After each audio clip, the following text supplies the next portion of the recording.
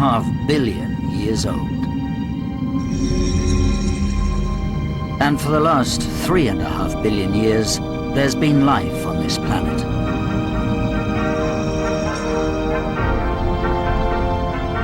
Today, one species that evolved on the plains of Africa has risen to dominate the whole planet.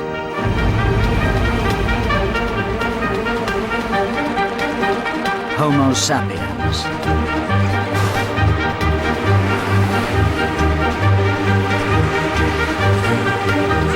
Six billion people have a huge impact on the biology of the planet, disturbing natural processes, even changing the course of evolution.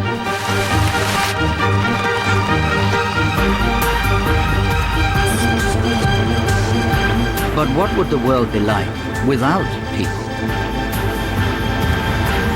Imagine people were to disappear tomorrow. The Earth would simply carry on without us, changing as it always has. New landscapes would form, and evolution would create new species to fill them. This is an experiment in the imagination, one possible course for the future of life on Earth. The future worlds were created by a group of scientists from major institutions around the world, specialists in aspects of biology, geology, climatology. They were asked to combine scientific principles with inspired imagination. And they started by building these worlds from the ground up. The future geography of the planet is fairly predictable. We know that the continents are moving. We can even measure the rate of movement. For example, the Atlantic Ocean is opening just about the same rate as fingernails grow. Australia is moving northwards at an even faster rate. So with the right computer modeling, we can predict where continents will finish up.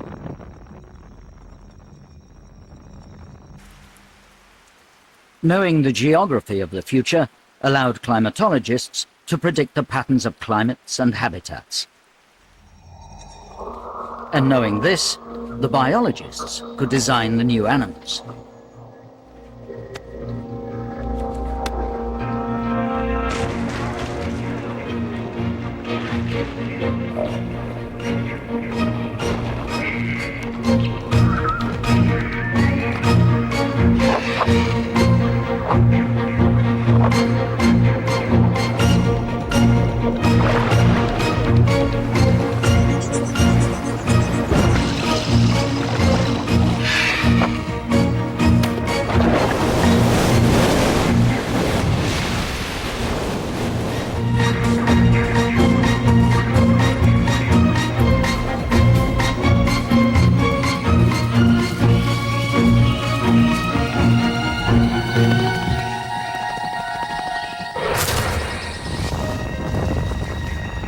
But how can scientists predict the kinds of amazing animals to fit these habitats? There are a whole series of rules, as it were, of how life has evolved, how life has changed and adapted through time, that we can test by taking our understanding of the present day and looking back in the past. It is no great leap of faith, then, to turn around and go in the other direction to the future and simply apply those same basic patterns of ideas of natural selection, of variation, of the interaction of those variants with the changing environment, as long as we stay within biological reality, to go forward and create some of the organisms which are unusual, imaginative, but possible.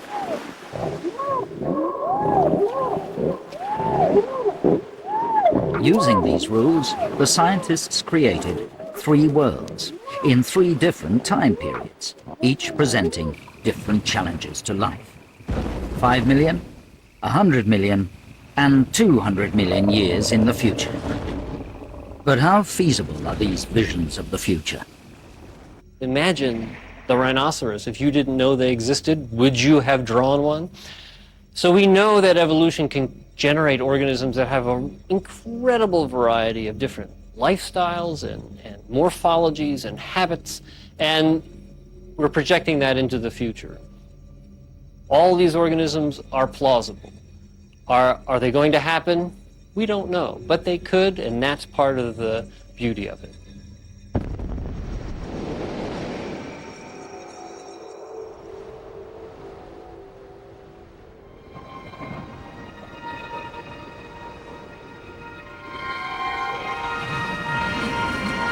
Our story starts here. Planet Earth, 5 million years in the future.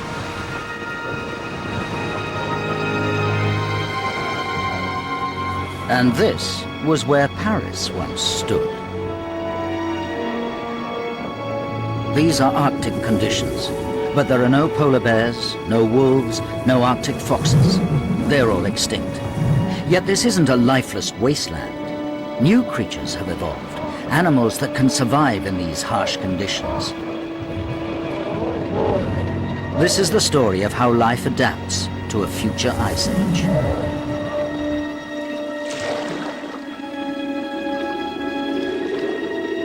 We live in an ice age today. It's been going on for several millions of years. Periods of intense cold, glaciations of about 100,000 years, alternate with warmer interglacial periods of about 10,000 years.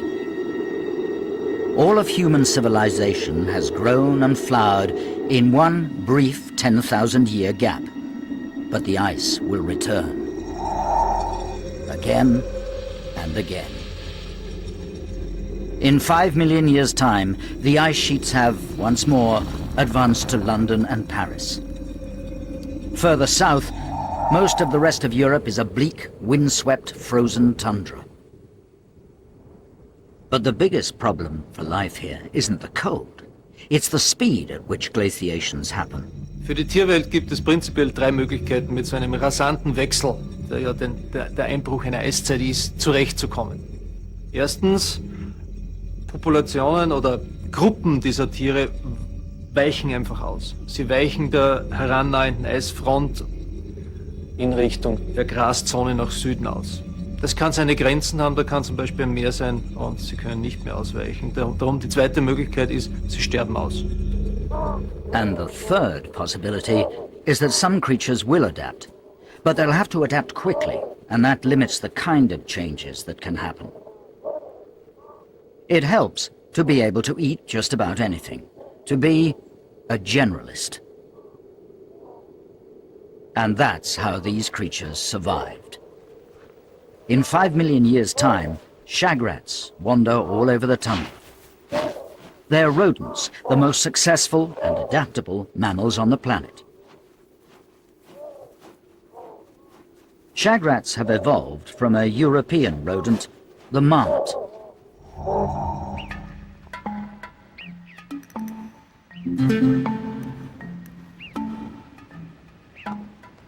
Rodents reproduce very quickly, which means that evolution can keep up with the changing climate.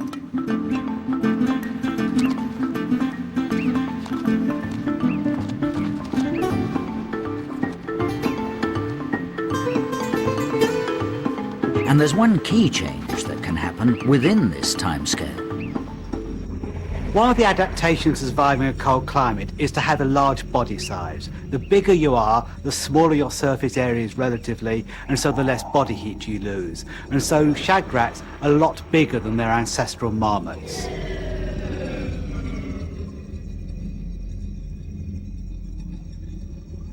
The shagrat's fur coat also protects it from the icy cold.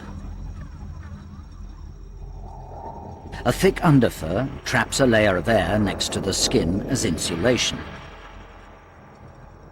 Covering this underfur are long waterproof guard hairs, and these hairs are hollow and filled with air, a second layer of insulation. So the shagrat can survive in the open, in the freezing 100-kilometer-an-hour winds. It's not the blinding snowstorms that threaten the shagrats. It's what the blizzards can hide. A deadly predator.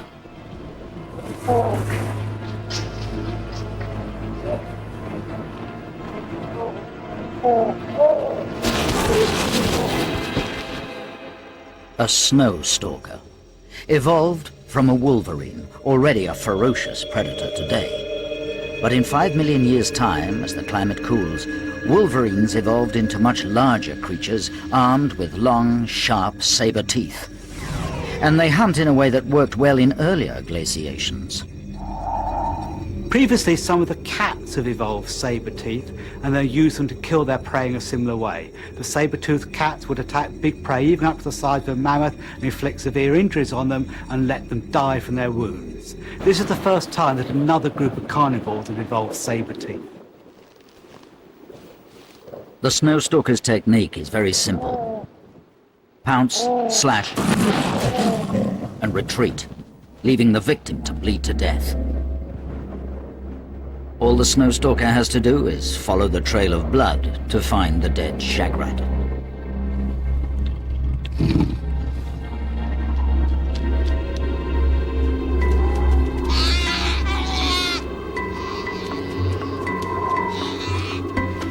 In the cool Ice Age summer, snowstalker cubs grow quickly on the rich meat from the shagrats. Even at this young age, they're ferocious and competitive.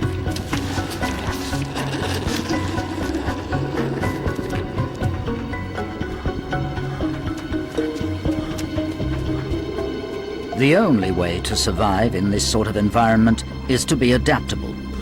Snowstalkers look for any opportunity to find food in their territory. On the ice-fringed beaches are strange creatures 3 meters long.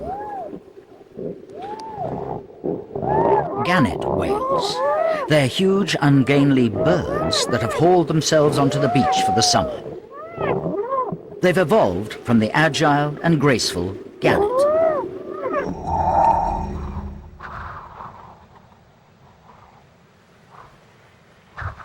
Gannets eat fish, which they catch by plummeting into the water from a great height.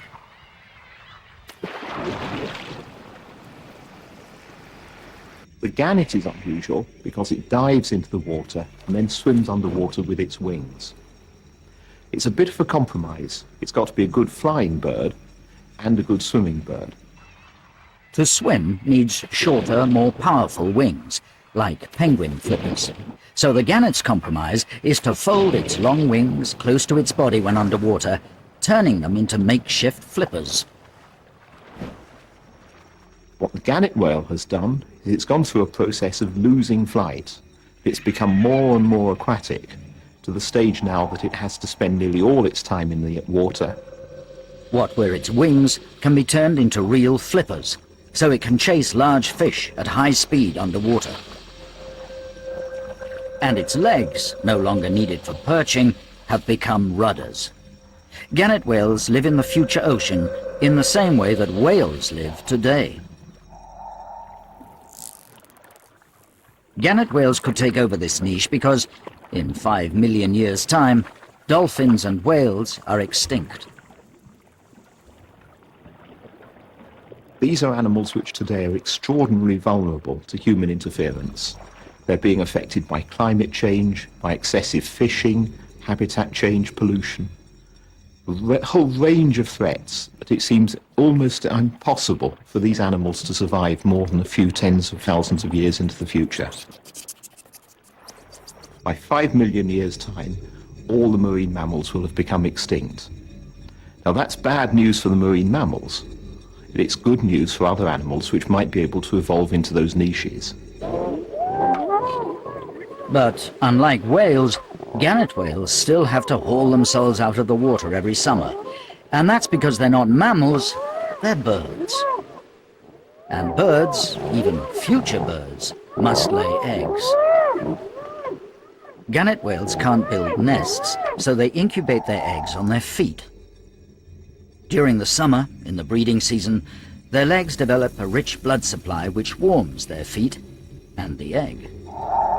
But such a large egg is a rich source of protein, irresistible to the snowstalker, whose sensitive nose can smell gannet whales from some distance away.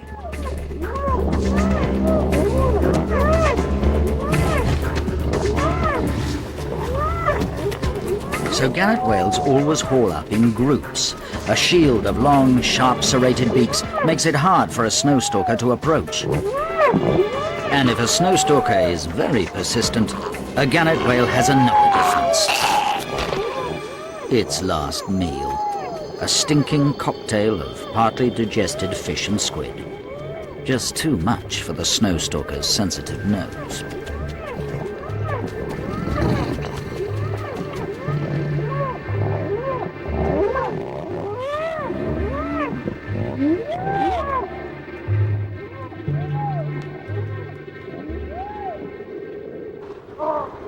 The most obvious climate change in a glaciation is that it gets colder.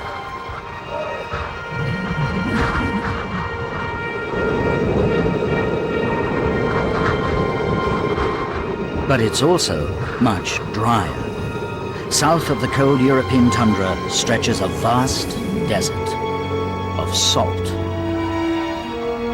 1 million square kilometers of barren salt flats.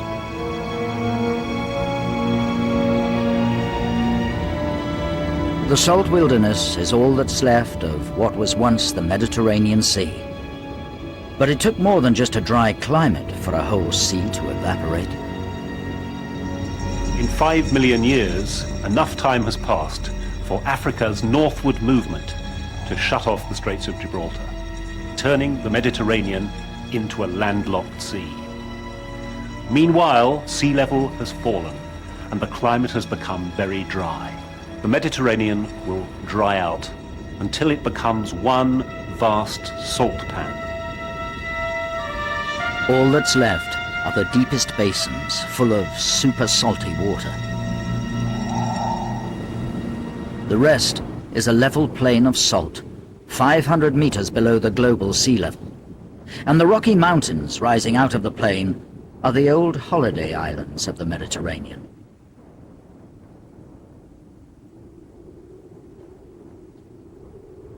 Once the connection to the Atlantic was cut off, it took less than 10,000 years for the Mediterranean to dry out, giving evolution little chance to keep up. But there are creatures that can survive such harsh conditions, already suited to living in this salt desert. Lizards. These are cryptids, descendants of the tough, drought-resistant, garmed lizards of today's Mediterranean islands and North Africa.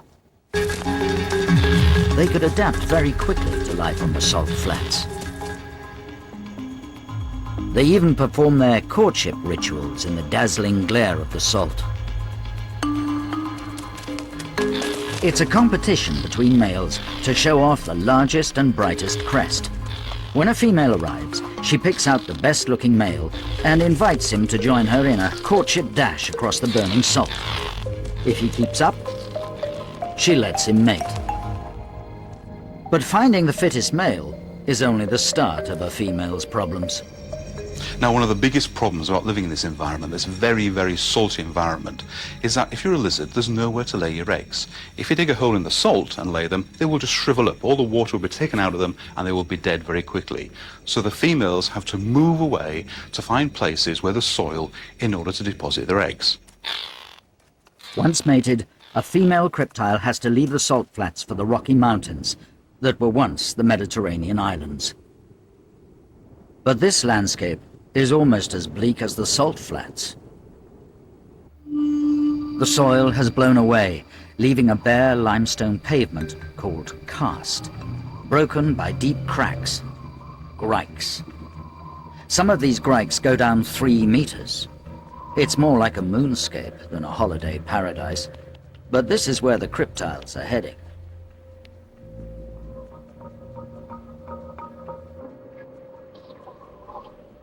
The deepest, narrowest grikes are perfect places to hide a clutch of eggs.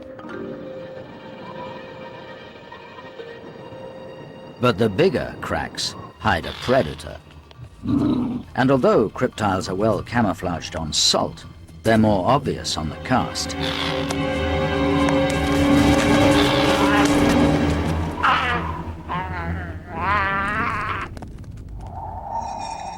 This is a griken, And even though it now skulks along cracks in the karst, its ancestor was an agile and acrobatic tree climber. The pine marten. But as the ice advanced, the trees disappeared quickly from most of Europe, so tree dwellers had to adapt or die.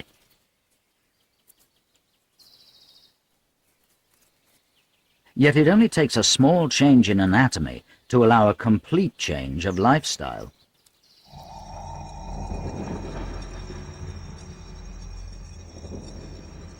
Powerful climbing limbs developed into long legs to run along the grikes.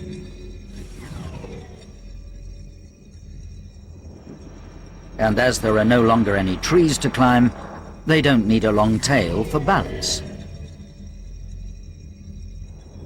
Their bodies have elongated so they can squeeze through the narrow cracks, stalking their favorite prey. Scrophers. Tiny, delicate-looking pigs. Young scrophers are in danger if they stray too far from the rest of the group.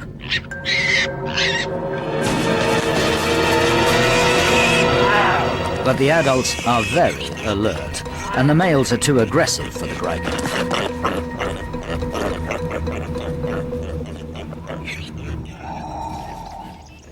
Scrophers evolved from wild boar.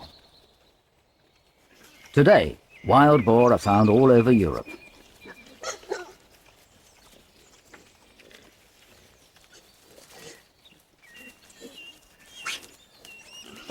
Living on bare limestone is very different from snuffling through a forest, and again, there wasn't much time for them to adapt and change. The pigs are just the kind of creatures that could survive and adapt to a new habitat as their forest home disappeared. The landscape the scrofa lives in has been created very rapidly, perhaps in only a few tens of thousands of years. But the scrofas managed to adapt to live in this landscape because pigs are highly adaptable. They're generalists, they can eat a wide variety of food types, they can live in a lot of habitats. And so the scrofa is one of the species managed to adapt to this new landscape. Moving over the bare rock needs a different foot design.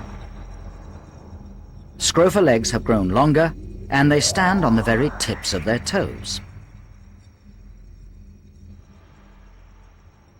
And because there's so much less food on bare limestone than in a forest, scrofas are only half a meter tall. A tiny pig that walks like a ballerina and sticks its long snout into crevices to find anything edible, including cryptile eggs that haven't been laid deep enough. But Grikens are always waiting.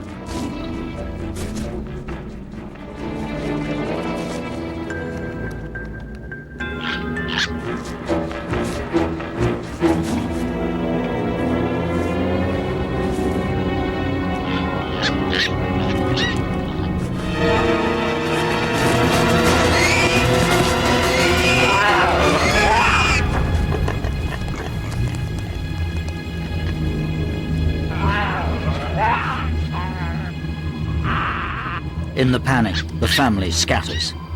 This is a huge, featureless landscape, easy for a young scrofa to get lost. And below the limestone plateau, it's even worse. The last place a young scrofa would want to be.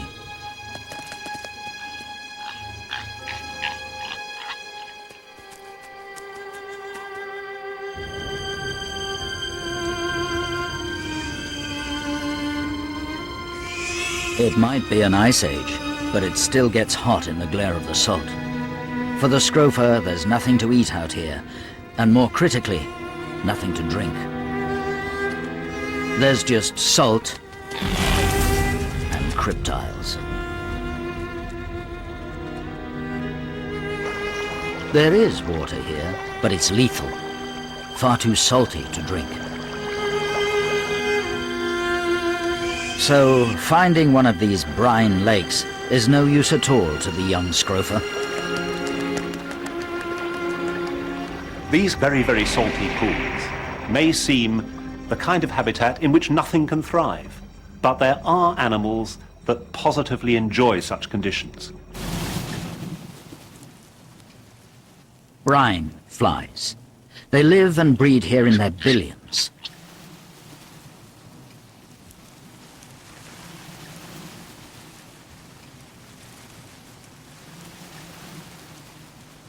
But even in this harsh desert, on the edge of the brine lake, they have a predator. This is how cryptiles survive out here, by trawling through the vast swarms of brine flies.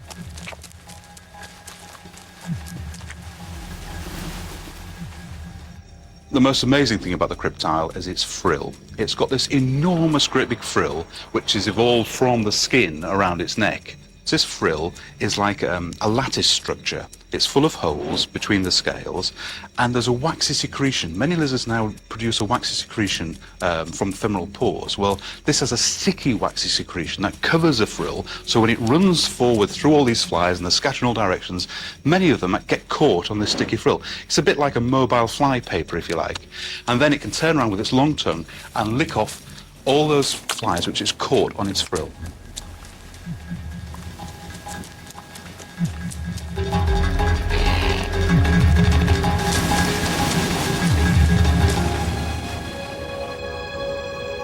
It takes a specialist to survive such harsh, brutal conditions. A generalist, like a pig, has no chance.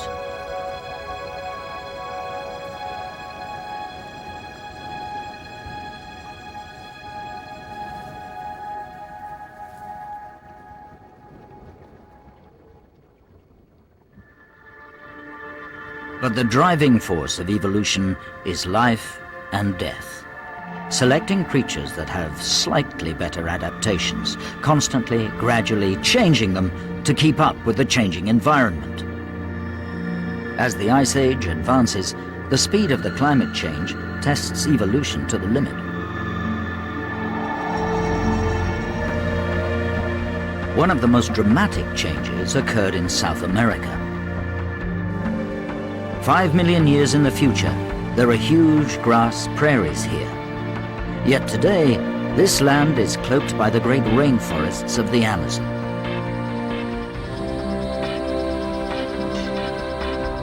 This was one of the richest habitats on the planet.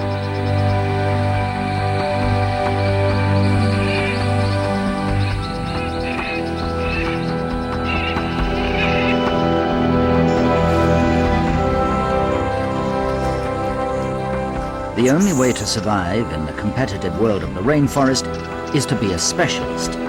This means few of the hundreds of thousands of species here will survive the disappearance of the forest.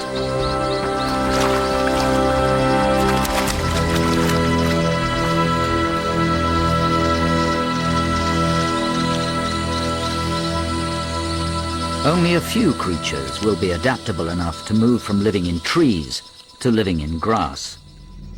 In 5 million years, most of the Amazonian rainforest will have disappeared. At the moment, there's a huge variety of monkeys that live in these forests. Some of them, at least, will have evolved into species that now colonize the grasslands. Perhaps something like the wakari. It's an adaptable animal. It lives in the trees, but it's also an omnivore. It spends time on the ground. It's got a highly evolved social system, and you need a social system if you're going to go out onto the grasslands to help protect you from predators.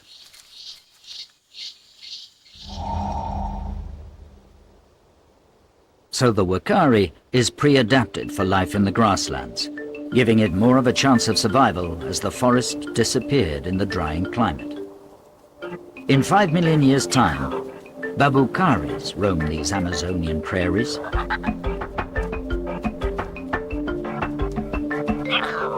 Babucaris aren't very different from wakaris, but life in the open has meant some changes in their behavior and in their anatomy.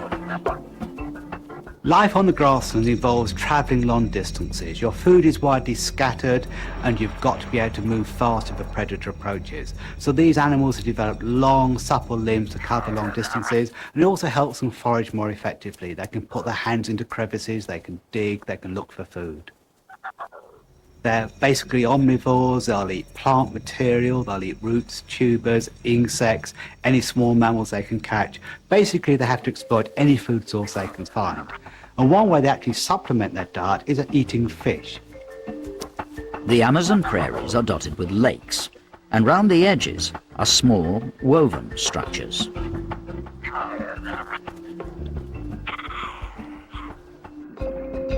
They're fish traps, woven by the babukaris and thrown into the shallow water. For the fish, these traps provide shelter from larger fish, so they hide inside. Then the babukaris haul the traps and the fish out. Working together, a babukari troop can build and maintain dozens of such traps. Behavior can change quickly in evolutionary terms, and now the babukaris live in much bigger, widely dispersed social groups. They need to provide more pairs of eyes to watch out for danger. There are some very big and very mean predators out here. Caterpillars are 3-meter-high, flightless killer birds, and they hunt babukaris.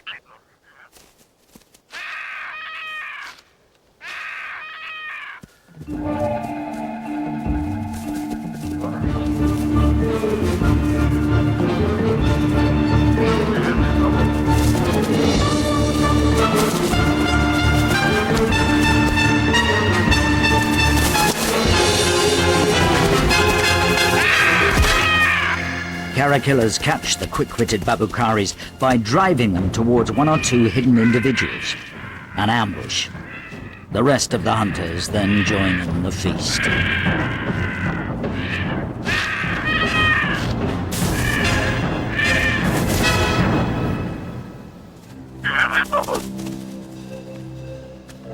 Caterpillars didn't evolve from a rainforest creature. Their ancestors live on the South American grasslands today. Caterpillars are one of the characteristic birds of this grassland. But they're big, much bigger than most modern birds, and certainly much bigger than their ancestors. They're about 3 meters tall, but they evolved from these small terrestrial falcons. Caterpillars are common in South American grasslands today. Although they can fly well, caracaras have long legs and spend a lot of time searching for food on the ground. The main way that caterpillars have become a really efficient terrestrial predator on the ground is by giving up flight. Flight's expensive, not only in the energy you use to get around, but in the fact that you've got to develop wings and muscles and all the systems that drive them. If you drop that, it then becomes much easier to invest the energy, evolutionarily, in becoming faster. And the best way of becoming faster is to be bigger. A change in size is quick to achieve in evolutionary terms, but it's also relatively quick for the caterpillar to develop powerful raking claws on its wings. Birds don't have claws today, but they could, because their ancestors were dinosaurs who had a claw on each finger. We know that by manipulating the genetics, you can very easily trigger a modern bird to develop a claw. And the claw goes right back to their dinosaur ancestors. Same morphology, the same position on the wings. And this has been re-evolved in the caterpillar. It's developed this large sickle-shaped claw, just like the claws of dinosaurs, and it's using it in exactly the same way. It can catch and grab the prey, and it can disembowel it and tear the prey up before it eats it.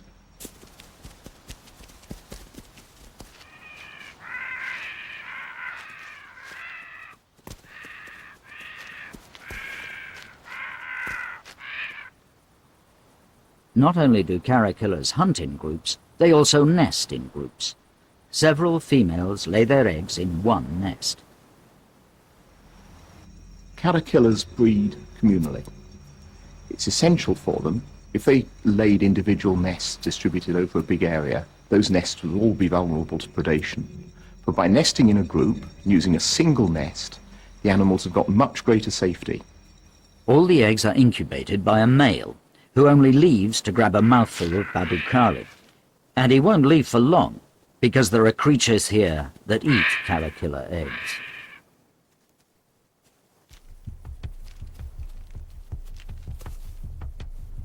A rattleback, but it'll have to be quick.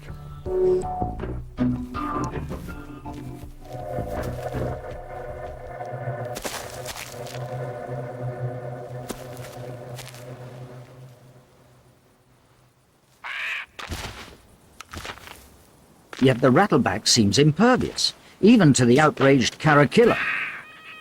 So what kind of creature is a rattleback? The rattleback probably evolved from some large South American rodent that lived on the forest floor, something like a paca or a agouti. Moved out onto the grasslands as they evolved, but out on the grasslands is exposed to predators. The agoutis and the pacas can rely on cover, they can hide in the forest. The rattleback's got nowhere to hide, so as it moved onto the grassland, it had to develop some form of protection, hence the plates on its back. Its plates are made from hair, matted together like rhino horn. But the rattleback also has a row of tough, hinged spines along its side. When threatened, it anchors itself to the ground and digs in its spines. Muscles at the base of the spine lock them into place so the rattleback can't be dislodged. But the plates have another use.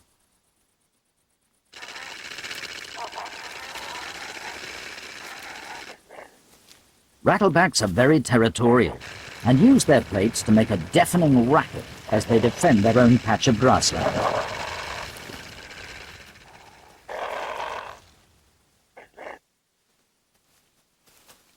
Even in an ice age, the tropics are warm.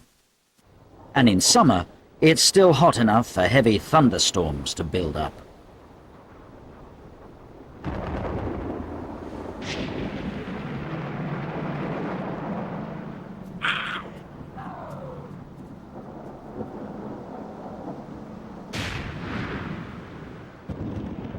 These storms don't often bring rain, but they do bring fire.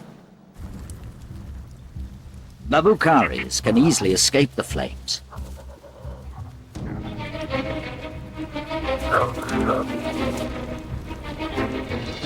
But heavily armored and slow, the rattleback can't run.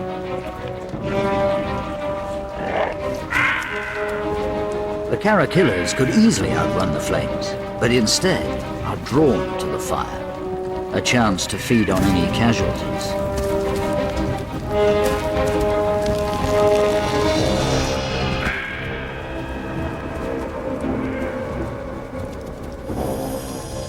As long as the fire passes quickly, the rattleback can survive. Its hard plates protect it from the flames as well as from caterpillars. This makes rattlebacks great survivors. They spread out from the grasslands and adapted to other habitats. This is a cold, dry desert. But the desert rattleback lives here, and its scales give it protection against sandstorms.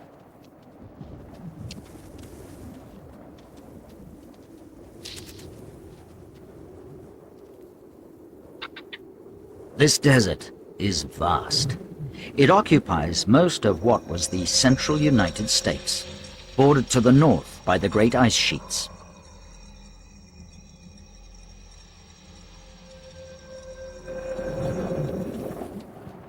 Cold winds blow off the ice and whip up freezing sandstorms. So to live here, desert rattlebacks have adapted in different ways from the ancestral grassland species. The grassland rattleback does look quite different from the desert rattleback. The one that lives in the grassland is flattened top to bottom, so it can dig down into the ground. It doesn't have to worry about the temperature, it doesn't have to have too much hair on it to keep it warm. It's got big scales on its back to protect it from fire. It's a rather different looking animal. In the desert, the problems are different. There aren't so many big predators, so the animal's not so heavily armored. Its scales are smaller, it's hairier, particularly around the face and the eyes, protected from sandstorms. But also, it's a chunkier animal. It's not got such a big surface area. That helps it keep warm in the cold nights. and it uses its strong claws to dig through the sand to search for food. In some areas, the desert is riddled with burrows. Living down here is a good way to escape the freezing winds and sandstorms on the surface.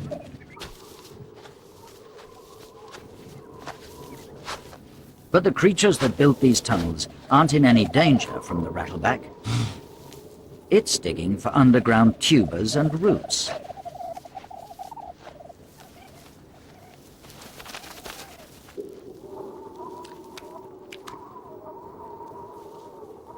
This underground network is vast, built by sphinx, tiny birds that spend nearly all their lives beneath the desert.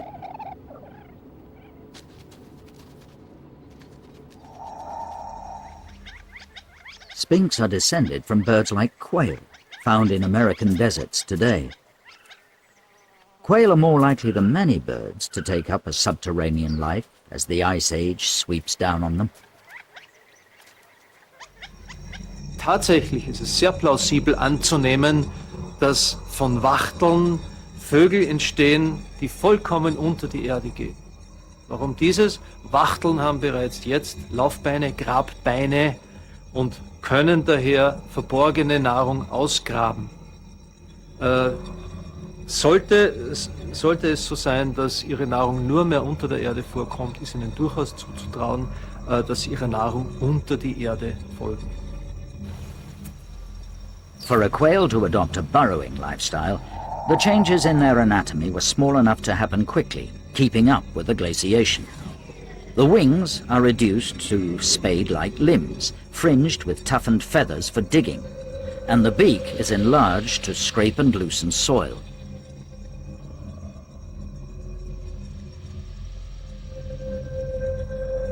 But the biggest change is in their behavior, and this is because of their food supply.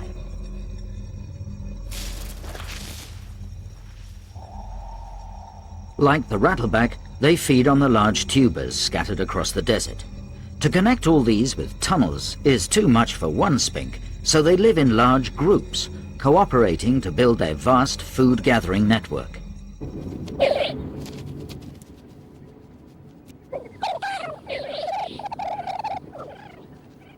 Sphinx society is organized more like that of bees and ants. Most of the colony is made up of non-breeding workers, but in special chambers, deep underground, there are breeding female sphinx, queens, that spend their time sitting on eggs.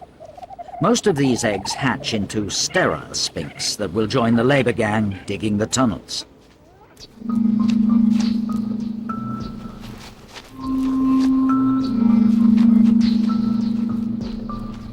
Worker sphinx dig in small groups. The biggest sphinx use their powerful beaks to loosen the soil, which is then kicked back to another sphinx behind.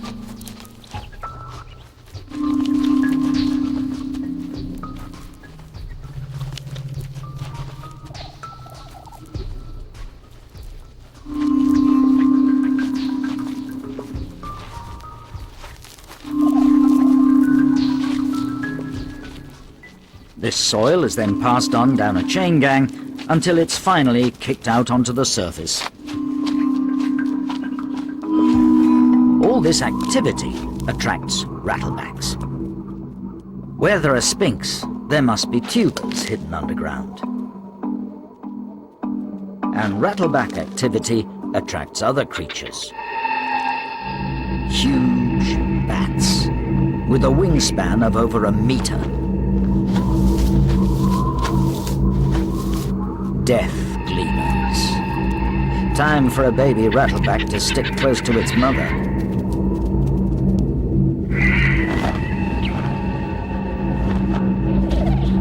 But it's not the rattlebacks the death gleaners are after. It's the sphinx that the rattlebacks carelessly dig up in their search for tubers.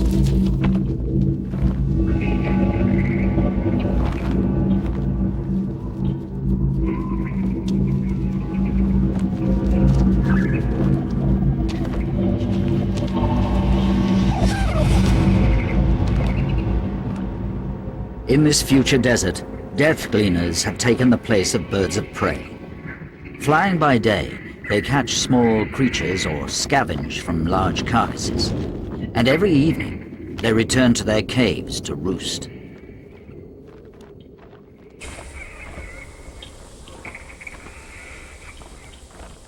Not all these bats will have found food in the harsh, cold desert. But like the Sphinx, these giant bats have a social system that helps them survive in the desert. One based on food sharing.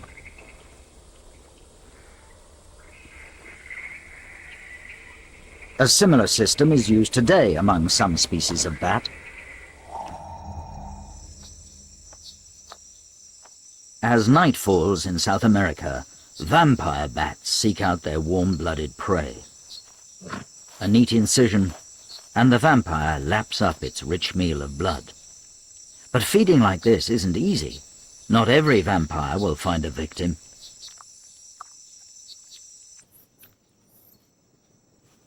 They can't survive long without food, but back at the roost, hungry bats are fed by the successful ones. Relatives share food with each other, but they also share with familiar neighbors, a social system based on trust and friendship. A successful bat knows the favor might be returned on the nights when it comes back hungry. Genauso wie heute lebende Vampirfledermäuse Nahrung austauschen, genauso tauschen unsere Riesenfledermäuse Nahrung aus. Wenn also ein Individuum ein totes Tier findet und Fleisch aufnimmt, die Knochen knackt, sich volllädt mit Nahrung, heimkommt und andere haben nichts gefunden, dann wird dieses Tier Nahrung abgeben und bekommt dafür vielleicht am nächsten Tag, wenn es selber nichts findet, Nahrung von den anderen. 5 million years in the future, a simple social system helps death gleaners survive. But sphinx depend on a more complex social system. In the summer, on the full moon, the black and white male sphinx emerge from their tunnels. They assemble in large groups and start their display.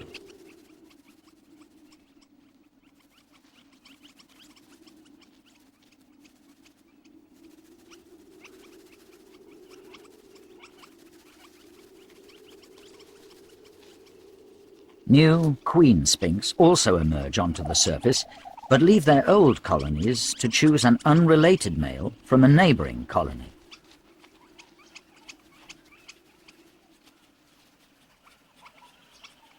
The female sphinx may have to travel long distances, but they'll need to be safely back underground before the death gleaners emerge with the rising sun.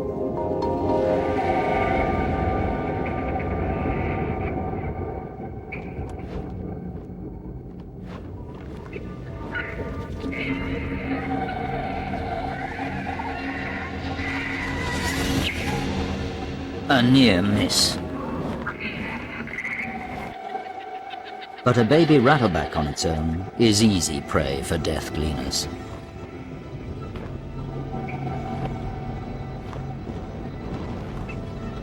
Its plates are not yet tough enough to protect it from the death gleaner's powerful jaws.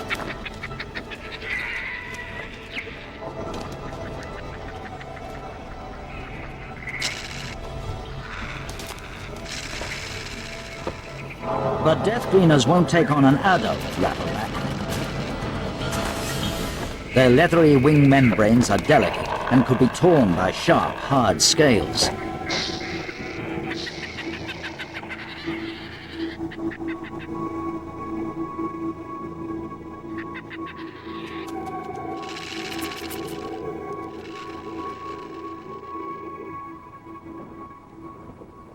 The Ice Age glaciation swept across the planet so quickly that much of life struggled to keep up.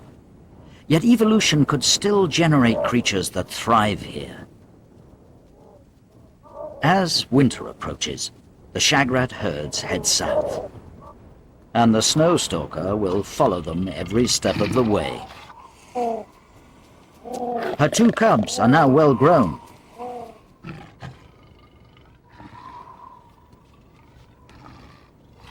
but still not sure how to kill a cornered shagrat.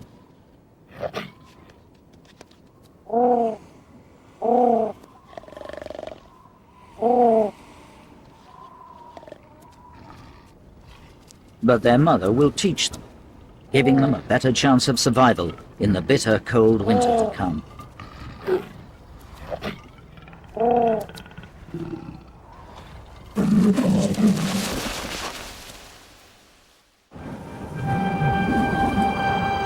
This cold, intense glaciation will only last another few thousand years.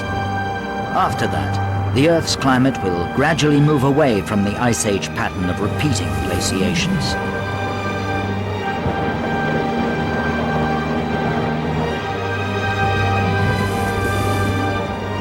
The ice will retreat for the last time, and very slowly, the planet will begin to warm up, creating a hothouse world. Somewhere very different, a whole new set of challenges for life on Earth.